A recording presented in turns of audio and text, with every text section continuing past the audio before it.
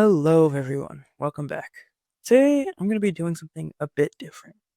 So, I was feeling kind of nostalgic, so I thought maybe I'll make a ranking vid.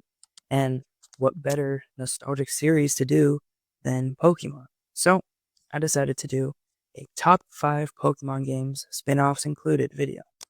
Disclaimer though, all of these are opinions and heavily biased and nostalgia based. Starting off at number 5, I have Mystery Dungeon Explorers of Time. Now, this is a game I recently played, like maybe a year or two ago, so it doesn't have as much nostalgia for me, which is maybe why it's not so high on the list. But I mean, 5 out of all the Pokemon games I've played is still pretty good. Now, the thing about this game is that the story is very good. The gameplay is also very nice, and it's overall a pretty polished game. However, the thing that got to me was that mid game, it gets very repetitive, and I personally wasn't really able to finish it, even though I do know all the story and stuff because I watched a bunch of videos on that. But it still goes this high on my list. At number 4, I have Pokemon Platinum. Another one I recently played, so again, not too much nostalgia, but this one is really nice. Not only does it fix a lot of the problems that Diamond and Pearl had, whether that is being slow or, just not having all the Pokemon, Platinum just does it all really well and adds a lot of bonus content that I took for granted when I was playing. But after looking it up and looking at the stories of the other games, I realized that they added a lot to this game. So yeah, this one's pretty good, but doesn't go any higher because honestly, well, for one, it's kind of like a really good cheeseburger, it's like the best, but it's still, you know, kind of lacking something to really go beyond. It's not experimental, I guess, like some of these other ones I'm going to mention. And also, it doesn't have as much nostalgia. At number 3, I have Super Mystery Dungeon. Now, this one might be a pretty weird choice for to hear, but I'll explain. One, I have a lot of nostalgia for this game, but also I just think it's very underrated, as I do think for all the Mystery Dungeon games. But this one, I don't know, I guess it's just that whole 3DS era that really sticks with me, and it has a lot more Pokemon, a lot more kind of things you can do, plus all the same stuff that you had back in the 2004, 6, whatever, with Explorers of Time and Darkness and Sky. So yeah, pretty solid, but doesn't go higher than these next two.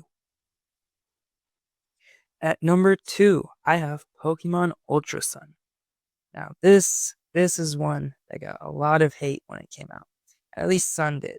And after going back and playing the first one, Pokemon Sun, I can kind of understand the hate. It is kind of missing a lot. But what improves upon that is Ultra Sun, which has a really underrated story, in my opinion. One of the best in the series. And, just a lot of stuff I like. I'm pretty sure that one has a national dex as well, so you can get whatever you want, really. And, just kind of the climax of the 3DS era, in my opinion. And finally, of course, I have Pokemon Black. So, Gen 5 is probably one of my favorite generations, just above Gen 7, I guess. And I think, and Pokemon Black was actually kind of one of the first Pokemon games I ever played. Now, when I first played it, I wasn't very good, and I think I only got to the Thunder Cave before I just kind of didn't know what to do. And I played Sun, and then eventually I went back when I was like, 7 instead of 5, and I could actually figure out how to get past it, and I beat the whole game. And that game just does everything right. I mean, story, gameplay, extra features, everything. And on top of that, the post-game content, really good.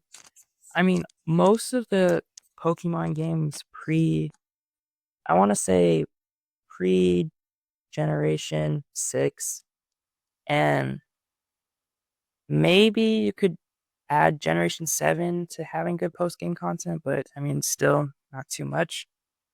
But all those games before had pretty good post-game content, and this one did not disappoint because, I mean, it basically gave you a whole other area to explore. Kind of like Generation 2 with giving you Kanto to explore, going back to the old stuff, and then eventually fight basically an older version of you at the end of it.